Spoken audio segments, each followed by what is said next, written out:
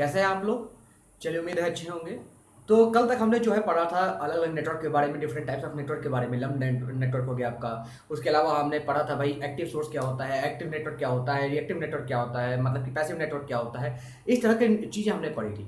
चलिए अब आगे जो हमने पढ़ना है वह है कि हमें different types of energy source के बारे में पढ़ना है। कितने तरह के एनर्जी सोर्स होते हैं, क्या टाइप्स होते हैं। इंडिपेंडेंट वोल्टेज एनर्जी सोर्स आ गया, डिपेंडेंट एनर्जी सोर्स आ गया। अलग अलग तरह के एनर्जी सोर्स होते हैं। तो चलिए सबसे पहले हेडिंग डाल लीजिए एनर्जी सोर्स। ठीक है, तो सबसे फर्स्ट हेडिंग आप डालें एनर्जी सोर्स।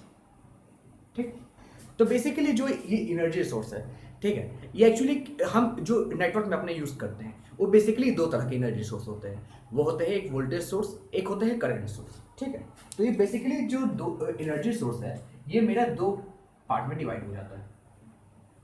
और ये दो पार्ट जो कहलाता है, सबसे पहले आता है, हम वोल्टेज सोर्स पे बात करेंगे जो कि वोल्टेज प्रोवाइड करेगा, और करंट सोर्स पे बात करेंगे जो मेरा करंट प्रोवाइड करेगा। तो ये दो सोर्स पे मेरी बात होने वाली है। ठीक है, अब ये जो दो सोर्स होते हैं ये दोनों दो तरह के होते हैं। एक होता है इंडिपेंडेंट, एक होता है डिपेंडेंट। तो एक एक तरह की बात करते हैं। सबसे पहले हम वोल्टेज सोर्स को लेते हैं। ठीक है, first of all we should take voltage source. So हम इसकी बात करते हैं और इसको आप ब्रैकेट में ले लीजिए और यहां से नीचे ले आइए। ये दो तरह के होते हैं बेसिकली। फर्स्ट क्या होता है,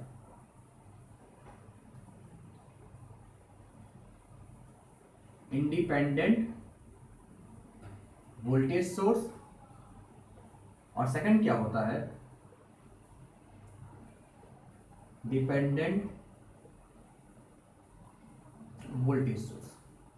सो बेसिकली दो तरह के वोल्टेज सोर्स होते हैं, इंडिपेंडेंट वोल्टेज सोर्स और dependent voltage source. Similarly current source भी ऐसा ही होता है। करंट सोर्स कितने तरह का होता है, दो तरह के। एक होता है independent current source and second क्या होता है, डिपेंडेंट करंट सोर्स। सो आप कहेंगे सर ये सब क्या है, मतलब कि ये जो करंट सोर्स है भी इंडिपेंडेंट डिपेंडेंट में है, वोल्टेज सोर्स है भी इंडिपेंडेंट डिपेंडेंट में है। तो ये एक्चुअली इंडिपेंडेंट है क्या, डिपेंडेंट है क्या, बताता हूँ, आराम से बताता हूँ। तो मैं वोल्टेज सोर्स और करंट सोर्स का दोनों एक साथ लेके चल रहा हूँ। ठीक है, तो सबसे पहले हम बात करते हैं इंडिपेंडेंट एनर्जी सोर्स, जिसको हम कहेंगे इंडिपेंडेंट वोल्टेज सोर्स या इंडिपेंडेंट करंट सोर्स। राइट, सो अब सबसे पहले हम बात करते हैं यहाँ पे इंडिपेंडेंट वोल्टेज सोर्स। राइट, सो सबसे पहले हम बात करेंगे इंडिपेंडेंट वोल्टेज सोर्स, और ये आप इस इंडिपेंडेंट वोल्टेज सोर्स की जो है आप हेडिंग डाल दीजिए। अब नीचे सब हेडिंग में डाल दीजिएगा ये independent voltage source.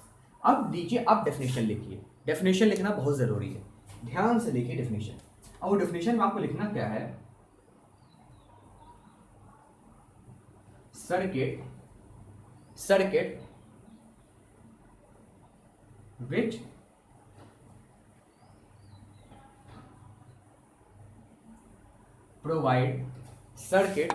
which provide you can say circuit which provide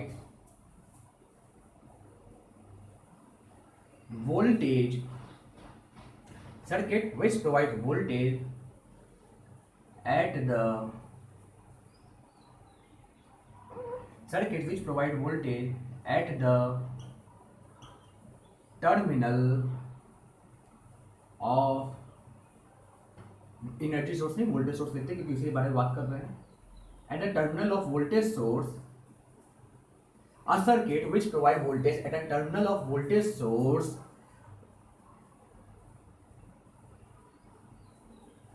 which does not depends upon any other quantity and is constant. ठीक है, तो ये डेफिनेशन है इंडिपेंडेंट वोल्टेज सोर्स का। क्या है कि circuit which provide voltage at a terminal of the voltage source. ठीक है, लेट अस सपोज हम कोई भी वोल्टेज सोर्स लिखते हैं और वो लेट अस सपोज कि ये 4 वोल्ट का वोल्टेज सोर्स है, ठीक है, 4 वोल्ट का वोल्टेज सोर्स हम लेते हैं। अब इसके अब अगर हम बात करते हैं, कोई रेजिस्टेंस है पार्टिकुलर, ठीक है, तो हम बात करते हैं इधर, ये ओपन है, ये क्या है, ओपन है, हमने क्लोज नहीं किया है, तो इसके अक्रॉस करंट क्या है, इसके अक्रॉस करंट क्या है, 0। जब करंट 0 है तो 4 वोल्ट पूरा का पूरा यहाँ पे अपीयर हो जाएगा, 4 वोल्ट यहाँ पे पूरा का पूरा अपीयर हो जाएगा, कोई डाउट नहीं, क्योंकि करंट 0 है यहाँ पे, कोई ड्रॉप नहीं होगा रेजिस्टेंस के अक्रॉस। तो हम ये कहेंगे कि ये अब हम ये 4 वोल्ट कहाँ पे अप्लाई करेंगे। लेट अस सपोज कि हम कोई एक लोड ले लेते हैं, ठीक है, अब हम कोई लोड ले लेते हैं, अभी करंट 0 है, अभी हमने कुछ कनेक्ट नहीं किया है, लेकिन अब हम और जब कुछ कनेक्ट नहीं किया तो 4 वोल्ट इसके टर्मिनल के क्रॉस अपीयर हो गया, ठीक है, कोई डाउट नहीं। लेकिन जैसे ही हमने क्या किया, जैसे ही कोई लोड ले लिया, जैसे ही हमने कोई लोड ले लिया, ठीक है, और चलिए इसको हम रिमूव ही कर देते हैं, रेजिस्टेंस को रिमूव कर देते हैं, जिससे आपको अच्छे से आसानी से समझ में आ जाएगा। रेजिस्टेंस को रिमूव कर देते हैं, अब यहाँ करंट क्या होगा, नॉन जीरो होगा, 4 वोल्ट है, अब इसके क्रॉस कितना वोल्टेज अपीयर हो गया, इसके क्रॉस कितना, 4 वोल्ट वोल्टेज अपीयर हो गया, कोई डाउट नहीं, 4 वोल्ट वोल्टेज अपीयर हो गया। जब 4 वोल्ट वोल्टेज अपीयर हो गया तो हम देख रहे हैं ये 4 वोल्ट क्या है, यहां पे देखिए ये 4 वोल्ट क्या है, एक कांस्टेंट नंबर ही तो है, 4 वोल्ट क्या है, कांस्टेंट नंबर ही तो है।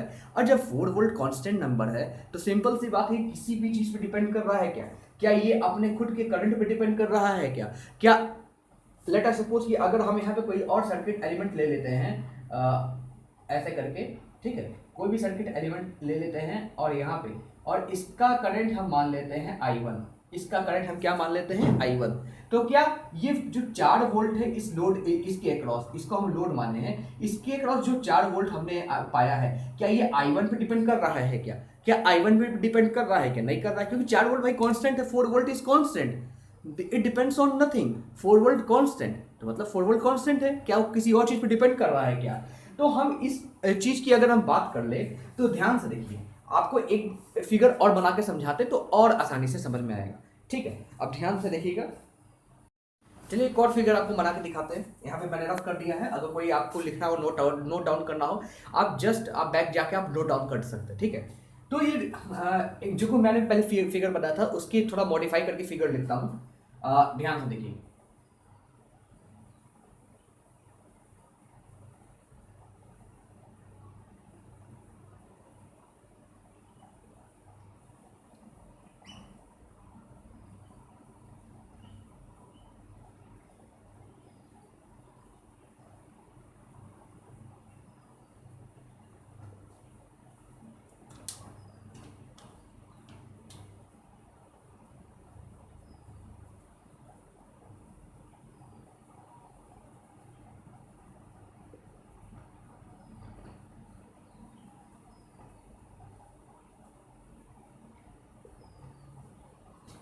ये जरा नेटवर्क लीजिए, ये वाला, ठीक है।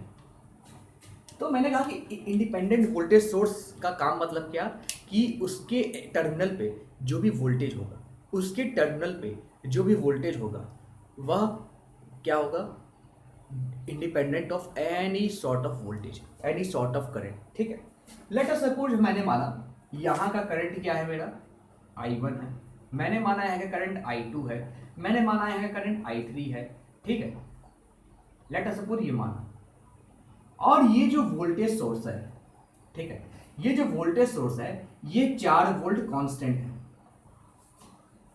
क्या I1 I2 I3 किसी भी करंट वैल्यू या इस कैपेसिटर के अक्रॉस जो वोल्टेज है, लेट अस सपोज VC मानते हैं, इस रेजिस्टेंस के अक्रॉस जो वोल्टेज है लेट अस सपोज V2 मानते हैं, V2 ओम, इस 1 ओम के अक्रॉस रेजिस्टेंस है उसको V1 ओम मानते हैं। तो क्या ये 4 वोल्ट किसी के अक्रॉस, मतलब कि जैसे यह क्या वोल्टेज या करंट, राइट, किसी पे भी डिपेंड कर रहा है क्या, किसी और ब्रांच के करंट या वोल्टेज पे डिपेंड करता है क्या, नहीं करता है। इसी को तो बोलते हैं इंडिपेंडेंट वोल्टेज सोर्स।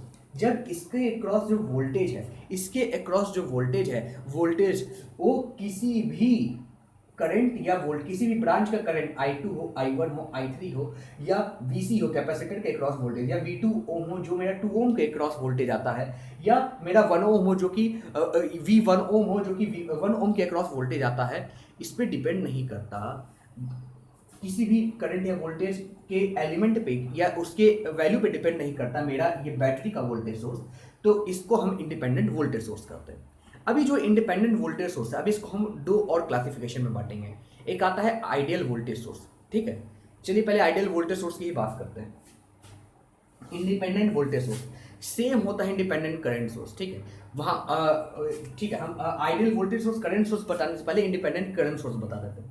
उसमें कुछ नहीं होता, उसमें बस आपका ये वोल्टेज हटा के करंट हो जाएगा 2 एम्पियर, ठीक है। अब ये देखिए, क्या ये 2 एम्पियर किसी भी ब्रांच के करंट या किसी भी ब्रांच के वोल्टेज पे डिपेंड करता है क्या? बोलिए ना, करता है क्या? नहीं करता है। जब नहीं करता है तो इसको हम क्यों डिपेंडेंट बोलेंगे? वोल्टेज इसको बोलेंगे independent current source.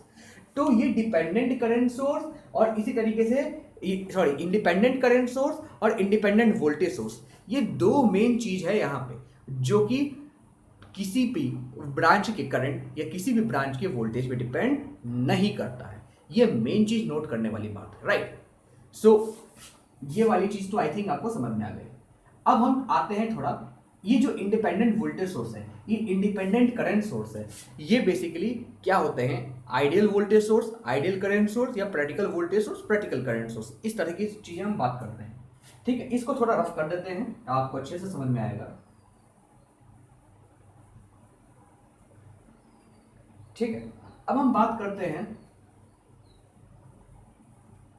Ideal voltage source, और यहां पे बात करते हैं, एक साथ बात कर लेते हैं, आइडियल करंट सोर्स। अब थोड़ा सा ध्यान से देखिएगा क्योंकि बहुत ज्यादा इंपॉर्टेंट पार्ट है। तो चलिए, हम जो बात कर रहे थे आइडियल वोल्टेज सोर्स और आइडियल करंट सोर्स की, राइट। सो अब हम देखते हैं आइडियल वोल्टेज सोर्स क्या होता है। बस जस्ट डिफिनेशन लिख लीजिए, ठीक है। क्या कर लीजिए? डिफिनेशन लिख लीजिए, लिखिएगा। सर्किट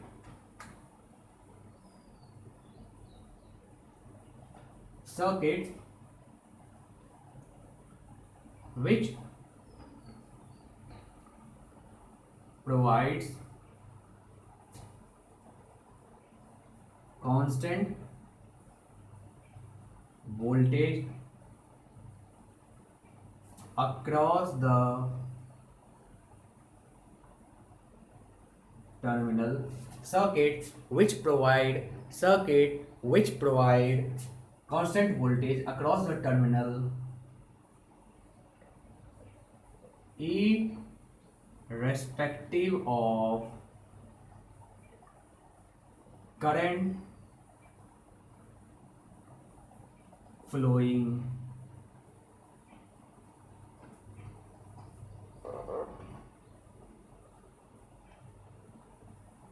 through it, ठीक है। ये आपका आइडियल वोल्टेज सोर्स का डेफिनेशन है। वह सर्किट जो कि अपने अक्रॉस जो वोल्टेज है कांस्टेंट प्रोवाइड करता है irrespective of the current flowing through it. एक सर्किट बनाइए ना दोस्तों, ठीक है। ये वोल्टेज सोर्स है प्लस माइनस, ठीक है। और यहाँ पे जो करंट है, लेट अस सपोज ये आई है और ये कांस्टेंट है, वी मेरा कांस्टेंट है, तो इसके टर्मिनल के क्रॉस जो वोल्टेज आएगा वो वी आएगा। करंट कितना भी फ्लो कर रहा हो, हमारा जो वोल्टेज वी है, करंट कितना भी फ्लो कर रहा हो, हमारा जो वोल्टेज वी है वो कांस्टेंट रहेगा। एक ग्राफ से समझते हैं ना इसको, एक ग्राफ से समझते हैं। देखिए,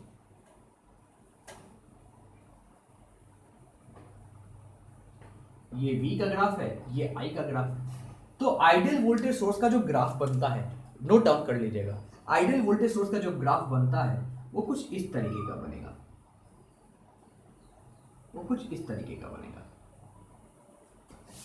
ठीक।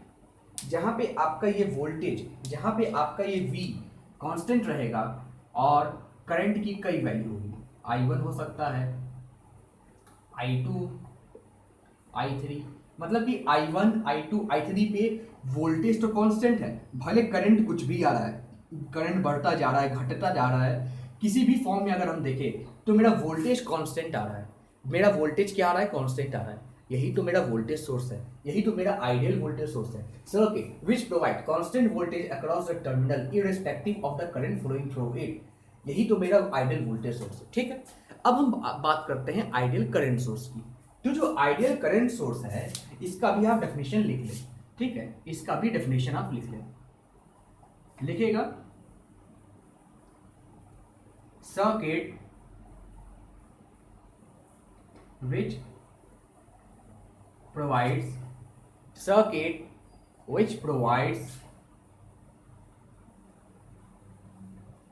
constant current,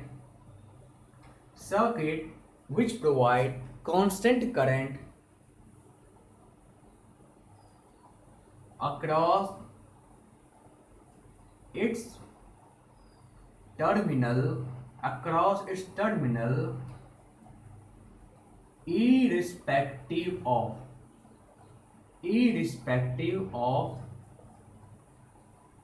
voltage across it।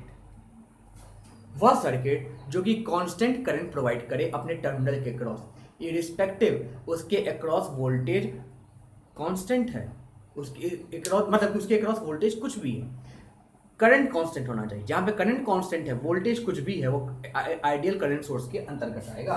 और थोड़ा इसका भी सर्किट देख लेते हैं। इसका जो सर्किट बनेगा कुछ इस तरीके का बनेगा। ये करंट सोर्स है I, इसके अक्रॉस वोल्टेज है V कुछ भी रह सकता है, I मेरा कांस्टेंट रहेगा। इसके कॉरस्पॉन्डिंग हम ग्राफ भी देख लेते हैं।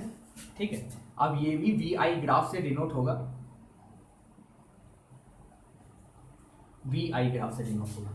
यहां पे क्या करना है, करंट कांस्टेंट रहना है, ठीक है, कोई करंट है I कांस्टेंट है। अब ये जो वोल्टेज है अलग अलग लेवल पे V1 V2 V3,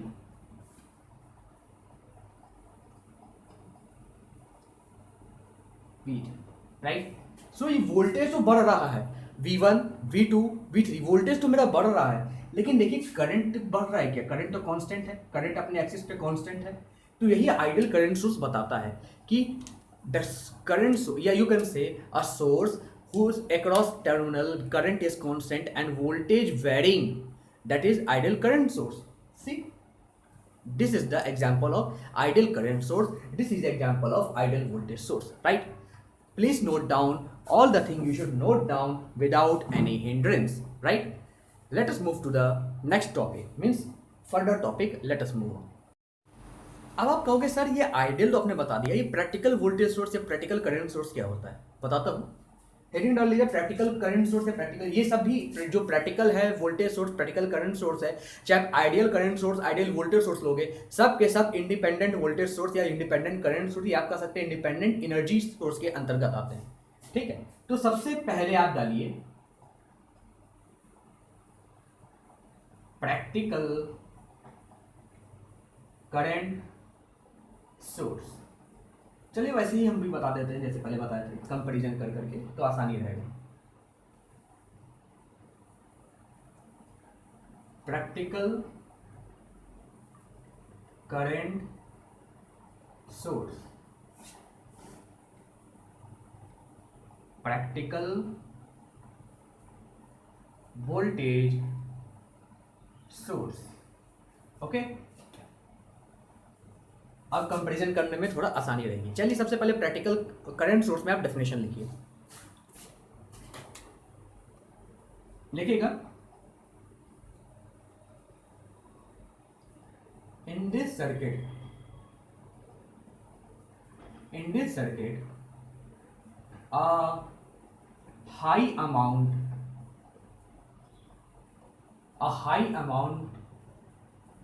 या अमाउंट की जगह आप लिख लीजिए, in this circuit a high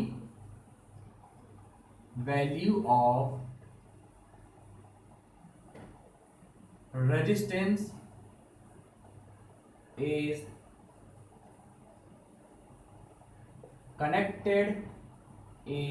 connected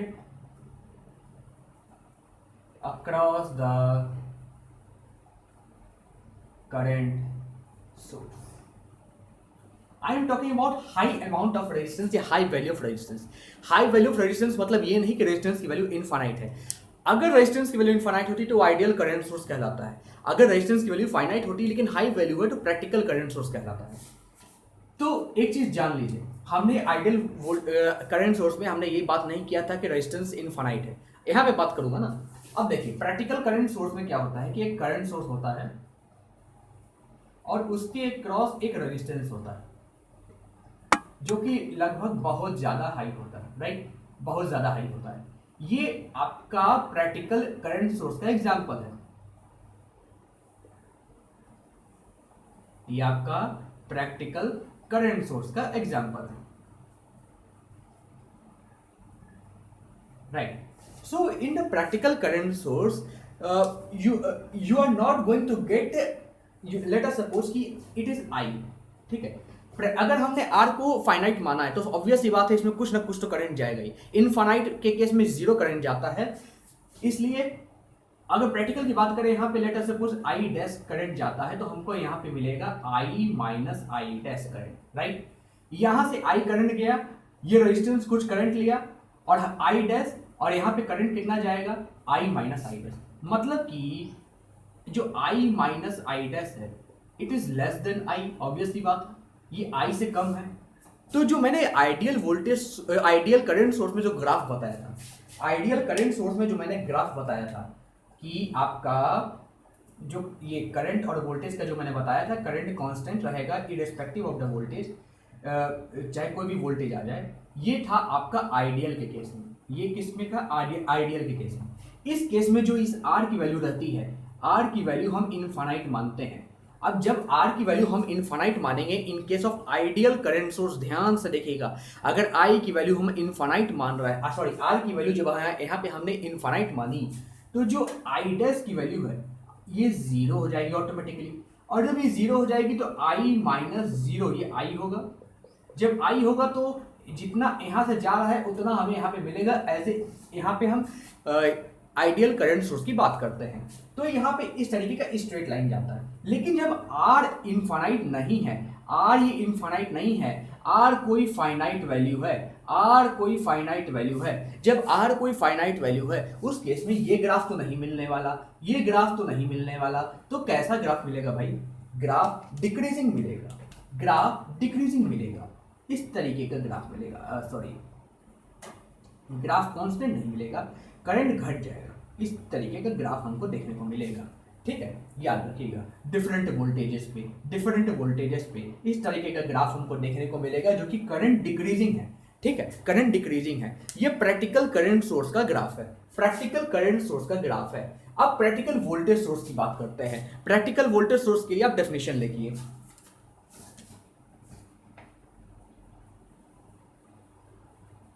In this circuit,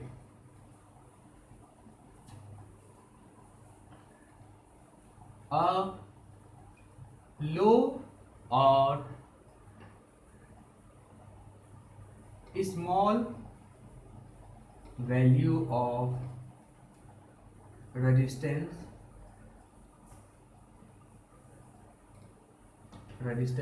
in this circuit, a low or small value of resistance is connected in series with the battery source नहीं लिखते, voltage source लिख देते हैं, वोल्टेज सोर्स। सो यहाँ पे हम क्या करते हैं, प्रैक्टिकल वोल्टेज सोर्स में एक स्मॉल अमाउंट ऑफ रेजिस्टेंस वो हम वोल्टेज सोर्स के सीरीज में कनेक्ट कर देते हैं। आइडियल में क्या होता है, कोई चीज सीरीज में कनेक्ट नहीं होती। जबकि जो मेरा अगर प्रैक्टिकल की बात कर ले तो लेट अस सपोज कि ये कोई वोल्टेज सोर्स है V, ठीक है, और इसके सीरीज में एक स्मॉल r कनेक्टेड होगा, ठीक है, प्लस माइनस। ऑब्वियस बात है स्मॉल है, एकदम स्मॉल हम इसलिए रखते हैं अब देखिए वो हम बताते हैं, पहले हम बता दें ये जो स्मॉल, ऑब्वियस सी बात है यहाँ पे कुछ करंट फ्लो कर रहा होगा क्योंकि कोई लोड लगा होगा, ठीक है, कोई लोड लगा होगा, ओपन नहीं है, कोई लोड लगा है, ऑब्वियस सी बात है कोई करंट फ्लो कर रहा है, तो इस लोड के अक्रॉस जो वोल्टेज आएगा उसको हम वीडस मानते हैं, वो आ जाएगा V माइनस आई आर। यहाँ पे आर हम स्मॉल लेते हैं, यहाँ पे आर हम लार्ज लेते थे in case of practical current source, यहाँ पे आर हम स्मॉल लेते हैं, ठीक है। अब देखिए यहाँ पे अगर हम आइडियल वोल्टेज सोर्स में क्या होता था, हम कहते थे कि भाई वोल्टेज मेरा कांस्टेंट रहेगा इरेस्पेक्टिव कोई भी करंट फ्लो कर जाए, लेकिन ऐसा यहाँ पे नहीं है क्योंकि यहाँ पे इसका इंटरनल रेजिस्टेंस आ जाता है। ये जो हाई आर था ना, ये करंट सोर्स का इंटरनल रेजिस्टेंस था, उसी प्रकार से वोल्टेज सोर्स में जो कैपिटल आर है ना, ये उसका इंटरनल रेजिस्टेंस है, ठीक है। अब जब उसका इंटरनल रेजिस्टेंस है तो ये जो लोड के क्रॉस होगा, जितना यहाँ पे सप्लाई वोल्टेज है उतना तो नहीं आएगा, उससे कम ही आएगा। कितना कम आएगा, रेजिस्टेंस के क्रॉस जितना ड्रॉप हो जाएगा उतना माइनस कर दे उतना आ जाएगा। तो जो वोल्टेज सोर्स का हमने जो ग्राफ देखा था, जो वोल्टेज सोर्स का हमने ग्राफ देखा था आइडियल वोल्टेज सोर्स में कि आई और वी के बीच जो मेरा ग्राफ आ रहा था, कैसे आ रहा था मेरा ग्राफ, कुछ इस तरीके का ग्राफ आ रहा था। V कांस्टेंट था, डिफरेंट वैल्यू ऑफ I1 में I1 I2 I3, यही हमने देखा था ना, ये डिफरेंट वैल्यू ऑफ I1 में ये वोल्टेज का ग्राफ था। लेकिन अब प्रैक्टिकल के लिए V माइनस आई आर, यानी यहाँ पे अब करंट डिपेंडेंट हो गया, करंट की वैल्यू क्या है, ठीक है, लेकिन हम इसको इंडिपेंडेंट वोल्टेज सोर्स मानते हैं क्योंकि ये वोल्टेज तो कांस्टेंट रहेगा अगर हम बात करें तो अब for respective I1 I2 I3, अब ध्यान से देखिए, अब ये वोल्टेज कांस्टेंट नहीं रह गया, V minus I R drop आ गया, आई आर के क्रॉस ड्रॉप आ गया, तो ये वोल्टेज इस तरीके का कांस्टेंट ना होकर ये कुछ इस तरीके का बन जाएगा, ठीक है, ये कुछ इस तरीके का बन जाएगा। तो ये प्रैक्टिकल वोल्टेज सोर्स का एग्जांपल है। अब आप कहेंगे सर ये तो ये बता दिए हम, practical current source, practical voltage source एकदम आपके जहन में होना चाहिए, अच्छे से आना चाहिए, ठीक है। अब ये जो प्रैक्टिकल वोल्टेज सोर्स है, ध्यान देखिएगा कि वोल्टेज सोर्स के हमेशा सीरीज में हम स्मॉल रेजिस्टेंस लगाते हैं, करंट सोर्स के पैरेलल में हमेशा हाई अमाउंट ऑफ रेजिस्टेंस लगाते हैं। आप कहेंगे सर ऐसा क्यों? अब ध्यान देखिए, करंट सोर्स का, मेरा आइडियल करंट सोर्स का क्या इसका एक रीजन रहता है, वह है कि हमें कांस्टेंट करंट अपने टर्मिनल के अक्रॉस मेंटेन कराना। अब देखिए अगर ये रेजिस्टेंस हाई नहीं, लो रहेगा, तो लो रेजिस्टेंस में करंट जाना चाहेगा कि नहीं, हाई अमाउंट ऑफ करंट जाना चाहेगा कि नहीं, क्योंकि हमने पहले पढ़ा है रेजिस्टेंस जितना कम होगा कोलिजन फ्री इलेक्ट्रॉन्स का उतना कम होंगे। रेजिस्टेंस हाई मतलब कोलिजन हाई, तो जहां पे कोलिजन हाई है वहां पे करंट कम यूज करना चाहेगा। आप भी देखिए अगर आप कहीं भीड़ में जाते हैं तो आप भी वो पाथ चूज करते हैं जहां पे लेस ट्रैफिक हो, मोर ट्रैफिक में आप नहीं जाते। करंट का भी स्वभाव तो वैसा ही है, करंट भी हमेशा लार्ज ट्रैफिक में नहीं जाना चाहेगा, लार्ज कोलिजन में नहीं जाना चाहेगा, हमेशा स्मॉल कोलिजन में जाना चाहेगा। तो देखिए अगर इसका हम अमाउंट हाई रखते हैं, हमारा ध्येय है, हमारा उद्देश्य है कि इस टर्मिनल के अक्रॉस हमको करंट को कांस्टेंट रखना है, तो हमको इसको हाई रखना पड़ेगा। वहीं पे यहां उद्देश्य अगर सीरीज में लगाए हैं कि वोल्टेज को हमको कांस्टेंट रखना है। वोल्टेज कांस्टेंट कब रहेगा? जब उसके अक्रॉस जो ड्रॉप है वो जीरो हो जाएगा। तो हम रेजिस्टेंस को मिनिमम रखना चाहते हैं, और ये होता भी है प्रैक्टिकल वोल्टेज सोर्स में, रेजिस्टेंस को मिनिमम रखते हैं जिससे इसके अक्रॉस ड्रॉप कम हो और वोल्टेज मैक्सिमम चीज यहां पे अपीयर हो जाए without any kind of drop. So यही थोड़ा सा गणित है प्रैक्टिकल करंट सोर्स का, प्रैक्टिकल वोल्टेज सोर्स का, ठीक है। तो अब ये तो इंडिपेंडेंट वोल्टेज सोर्स की या इंडिपेंडेंट करंट सोर्स की बात हो गई, यहाँ पे ideal voltage source, ideal current source, independent voltage source, independent current source की बात हो गई। अब जरा आते हैं हम डिपेंडेंट वोल्टेज सोर्स और डिपेंडेंट करंट सोर्स की बात करते हैं। चलिए हेडिंग डाल लीजिए, डिपेंडेंट एनर्जी सोर्स या डिपेंडेंट एनर्जी सोर्स से डालते हैं, फिर आपको एक्सप्लेन करते हैं।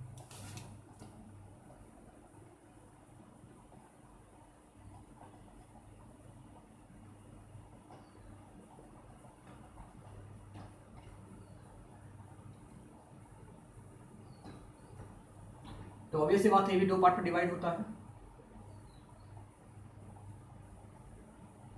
डिपेंडेंट वोल्टेज सोर्स,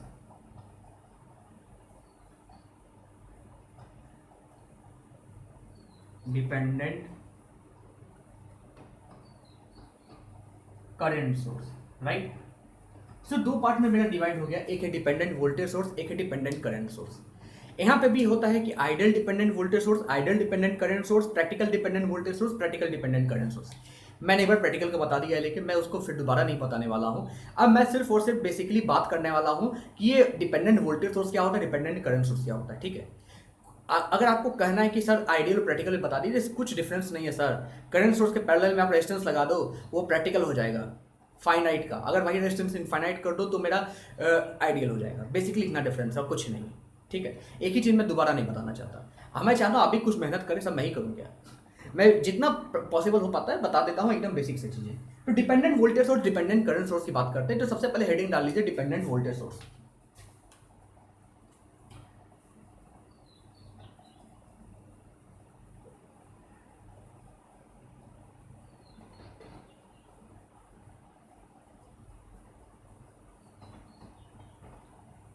डेफिनेशन लिख लीजिए इसका, डेफिनेशन लिखवा दो, फिर टाइप्स बताता हूं। ठीक है, डेफिनेशन लिख लीजिए, लिखिए।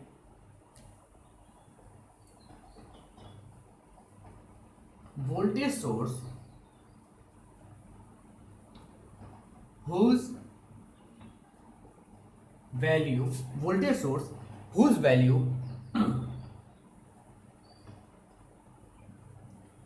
depends upon, voltage source whose value depends upon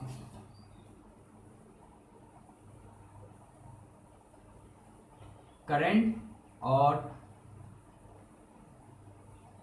voltage of any branch in circuit.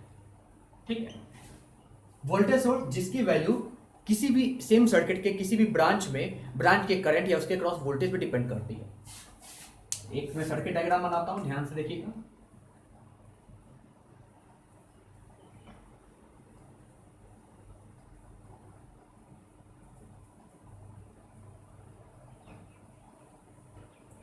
ये 2 ओम है, ये 4 ओम है, ये 1 ओम है, और ये इसको हम लेते हैं 4i2। ठीक है, 4i2 लेते हैं, कोई दिक्कत नहीं। दिक्कत इसके क्रॉस करंट हम मानते हैं i1, इसके क्रॉस मानते हैं i3, इसके क्रॉस मानते हैं i2, कोई दिक्कत। अब देखिए जो वोल्टेज सोर्स है ये कांस्टेंट तो नहीं लग रहा है। क्या है वोल्टेज सोर्स? वोल्टेज सोर्स यहाँ पे मेरा क्या है, 4i2।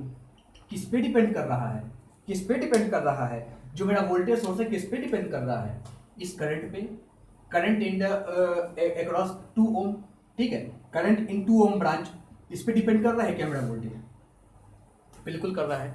तो इस तरह के वोल्टेज सोर्स को हम बोलते हैं डिपेंडेंट वोल्टेज सोर्स, जो किसी करंट या वोल्टेज पे डिपेंड करें। यही अगर हम 4i2 हटा के यहाँ पे हम लिख दे 4 इंटू V2, ठीक है, और ये V2 क्या हो जाएगा, इसके अक्रॉस वोल्टेज है V2। लेट अस सपोज ये V2 है, इसके अक्रॉस वोल्टेज है 2 ओम के अक्रॉस वोल्टेज है, 2 ओम के अक्रॉस जो वोल्टेज है हम इसको V2 मानते हैं। ठीक है, तो 4V2 यानी इसके क्रॉस वोल्टेज की बात कर रहा है, इसके क्रॉस वोल्टेज की बात कर रहा है, उस पर डिपेंड होगा ये वोल्टेज सोर्स, उस पर डिपेंड होगा ये वोल्टेज सोर्स। सो इस तरीके का वोल्टेज सोर्स को हम कहते हैं डिपेंडेंट वोल्टेज सोर्स। इतना समझ लीजिए। करंट सोर्स भी यहां बता देते हैं। करंट सोर्स में कुछ मत करिए आप, यहां पे खाली लिख लीजिए, इसके जगह लिख लीजिए करंट सोर्स। आपको नया लिखना होगा, यानी कि अभी उसी में मिटा के लिख ले, ये मैंने सहूलियत के लिए लिख रहा हूं। इसको लिख लीजिए आप डिपेंडेंट करंट सोर्स। ठीक है, वोल्टेज जहां जहां लिखा है उसको करंट में बदल दीजिए, खाली इसमें current source whose value depends upon current or voltage of any branch in the circuit। ये डिपेंडेंट करंट सोर्स का एग्जांपल हो गया। ठीक है, अब यहां पे आप प्लस माइनस को हटा के करंट सोर्स बराबर एग्जांपल हो गया आपका डिपेंडेंट करंट सोर्स का। 4v2 यानी इसकी जो करंट की वैल्यू है डिपेंड करती है इसके वोल्टेज पे, या हम इसको लिख सकते हैं 4 इंटू i2, इसकी जो वैल्यू डिपेंड करती है इस करंट की वैल्यू पे। ये हो गया डिपेंडेंट करंट सोर्स, सिंपल सा। ठीक है, तो ये तो मैंने बताया आपको डिपेंडेंट करंट सोर्स क्या होता है, डिपेंडेंट वोल्टेज सोर्स क्या होता है। अब टाइप्स कितने तरह के होते हैं? 4 तरह के होते हैं। ठीक है, चलिए इसको रफ करते हैं फिर बताते हैं आसानी से। तो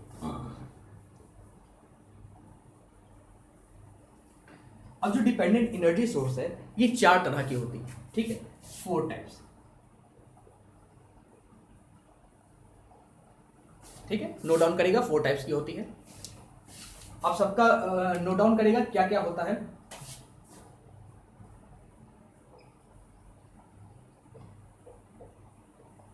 वोल्टेज कंट्रोल्ड वोल्टेज सोर्स, जिसको शॉर्ट फॉर्म में हम लिखते हैं, लगता है कुछ प्रॉब्लम है मार्कर के साथ, चलिए इसको हटाते हैं, वोल्टेज कंट्रोल वोल्टेज सोर्स। दूसरा, इसको थोड़ा सा स्पेस देते थे सर्किट डायग्राम बनाने में आसानी है।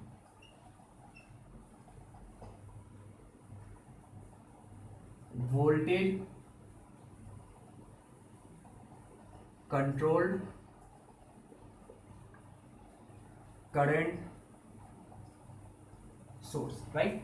Voltage control voltage source, voltage control current source, इसी तरीके से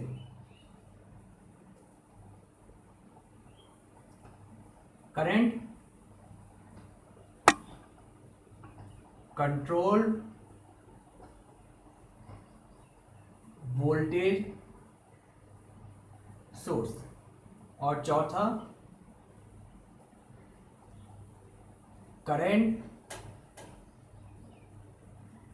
कंट्रोल्ड करंट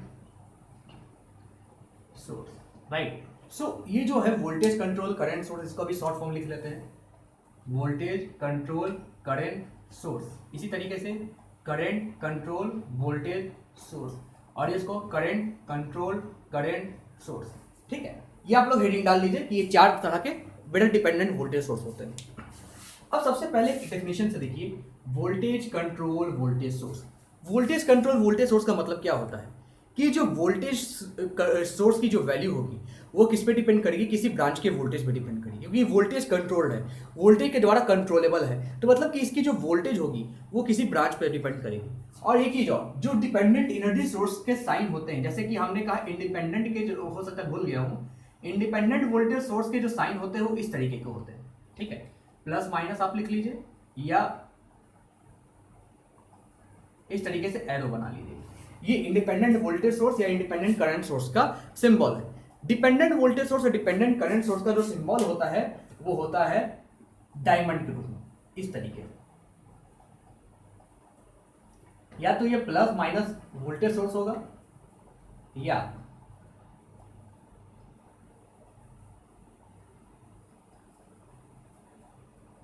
ये करंट सोर्स होगा, इस तरीके का एरो का। याद रखिएगा डायमंड शेप होता है, डायमंड शेप इसका सिंबल। तो अब वोल्टेज कंट्रोल वोल्टेज सोर्स में क्या रहेगा कि जो इसका सर्किट रहेगा, इसका सर्किट यहां पे बनाता हूं, ये वोल्टेज सोर्स है तो ये प्लस माइनस रहेगा, और इसकी जो वैल्यू रहेगी किसी भी दूसरे सर्किट पे डिपेंड करेगी। लेट अस सपोज V2 कोई और वैल्यू है सर्किट में, जैसे मैंने पहले बताया था, कोई और वैल्यू है सर्किट में, कोई और वैल्यू है सर्किट में वोल्टेज V2, उस पे डिपेंड कर रहा है इसका वैल्यू उस पे डिपेंड कर रहा है। तो ये आ गया आपका वोल्टेज कंट्रोल वोल्टेज सोर्स का example, voltage control voltage source का एग्जांपल, राइट। अब हम बात करते हैं वोल्टेज कंट्रोल करंट सोर्स, यानी ऐसा करंट सोर्स जिसकी वैल्यू किसी ब्रांच के वोल्टेज पे डिपेंड करती है, ठीक है। तो ये जब करंट सोर्स, याद रखिएगा जब करंट सोर्स है तो करंट सोर्स बनाना है हमको।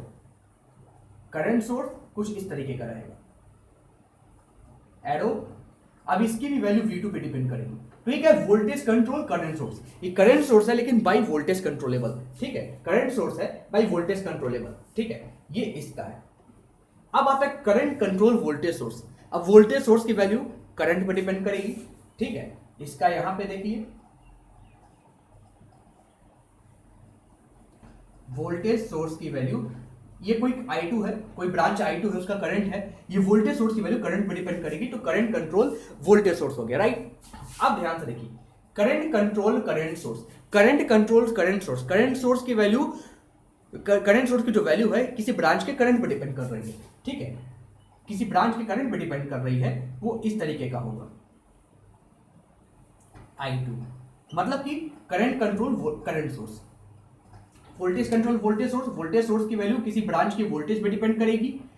वोल्टेज कंट्रोल करंट सोर्स, किसी करंट सोर्स की वैल्यू आपका किसी ब्रांच की वोल्टेज पे डिपेंड कर रहा है।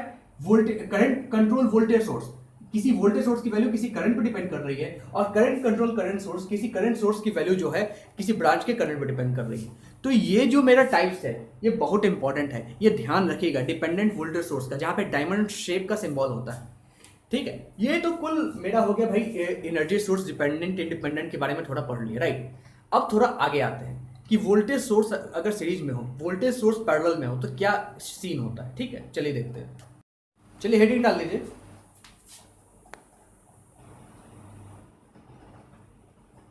Voltage source. मैं एक ही साथ बता देता हूं, और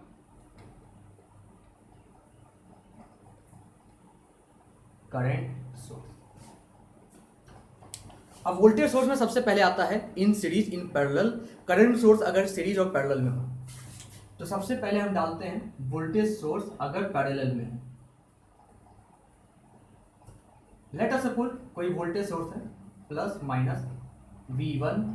ये आइडियल और मतलब इंडिपेंडेंट और डिपेंडेंट दोनों के लिए वैलिड है, डिपेंडेंट और इंडिपेंडेंट दोनों के लिए वैलिड है, याद रखिएगा।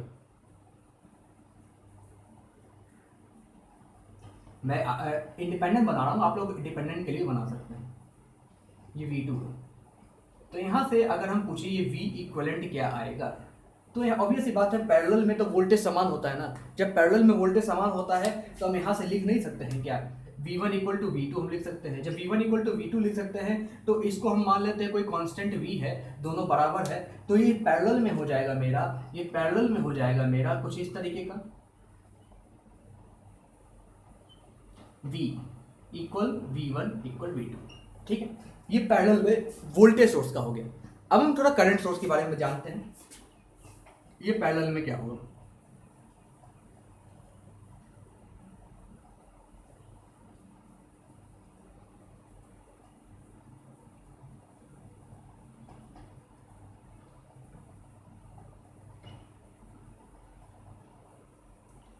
I1 I2, ये I इक्विवेलेंट क्या होगा, यही हमको मालूम करना है। तो याद रखिएगा पैरेलल में करंट हमेशा ऐड होता है। ठीक है, तो यहाँ पे जो आ जाएगा I equivalent is equal to आएगा I1 प्लस I2। पैरेलल में करंट हमेशा ऐड होता है, तो ये जो आ जाएगा मेरा टोटल I1 प्लस I2, तो हम इसको इस तरीके का लिख सकते हैं। एक सेकंड, अच्छे से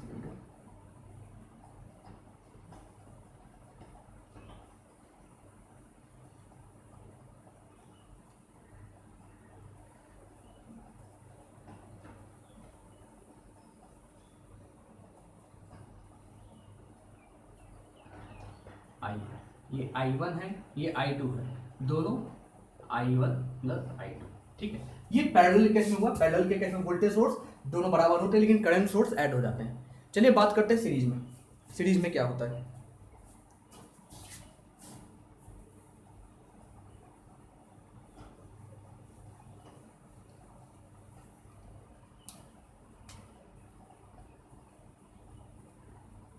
ठीक है, सीरीज में बात करते हैं। जब वोल्टेज सोर्स सीरीज में रहता है तो क्या होता है, तो डायग्राम बना लें।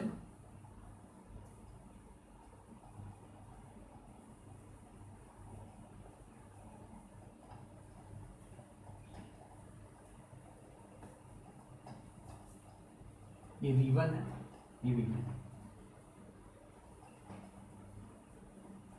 V equivalent. अब ध्यान से देखिएगा, हमने पहले बताया है जब हम माइनस से प्लस जाते थे, हमने कल ही साइन कन्वेंशन बताया है, माइनस से प्लस जाते थे तो मेरी एनर्जी बढ़ती थी, प्लस से माइनस जाएंगे तो मेरी एनर्जी घटेगी।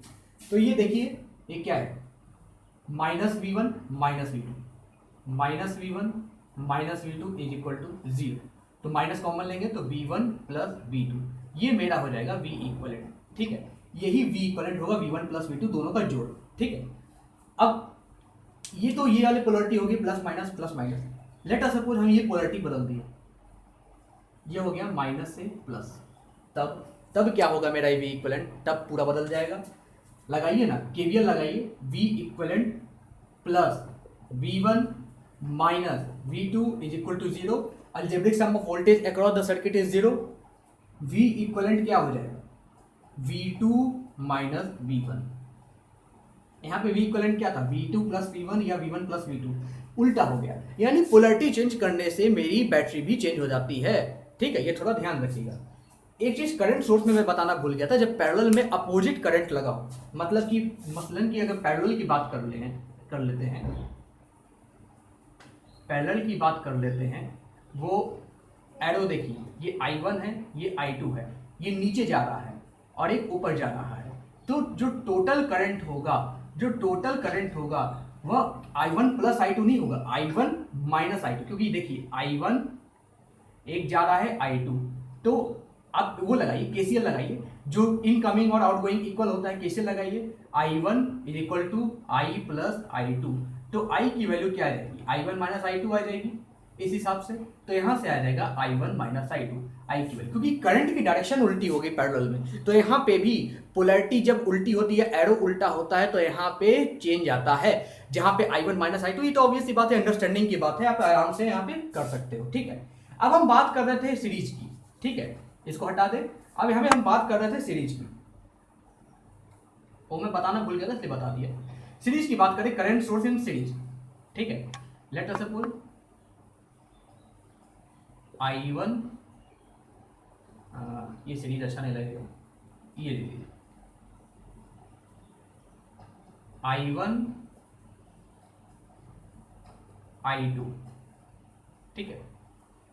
सीरीज में जब करंट सोर्स सीरीज में रहता है तो याद रखिए करंट हमेशा सेम होता है, सीरीज में करंट कभी डिफरेंट नहीं हो सकता, तो यहां से आएगा I1 is equal to I2, और इसको I मान लेते हैं, तो ये जो सर्किट बन जाएगा आपका वो कुछ इस तरीके का बन जाएगा, I, जो कि I1 is equal to I2, ठीक है।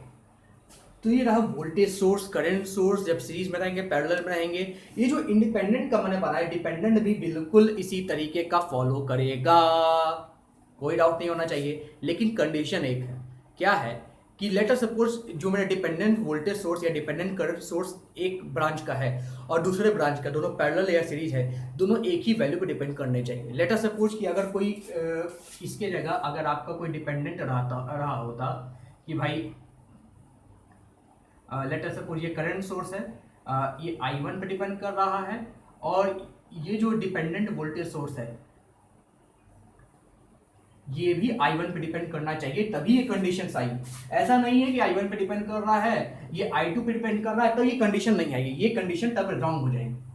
तो डिपेंडेंट वोल्टेज सोर्स के साथ एक कंडीशन है कि जो जिस भी वैल्यू पे डिपेंड कर रहा है, या दोनों सीरीज में हो या दोनों पैरेलल में हो, दोनों सेम होना चाहिए। लिख लीजिए हेडिंग डाल के कि फॉर डिपेंडेंट वोल्टेज सोर्स और current source, for dependent voltage source और current source either connected in series, for dependent voltage source और current source either connected in series और connected in parallel, either connected in series और connected in parallel, should have same value of variable, either current और voltage, मतलब ये हो सकता है आपको समझ में ना आया तो फिर से हम बता देते हैं, इसको थोड़ा रफ कर देते हैं, मुझे कोई दिक्कत नहीं बताने में, ठीक है। मैं बात कर रहा हूं कि भाई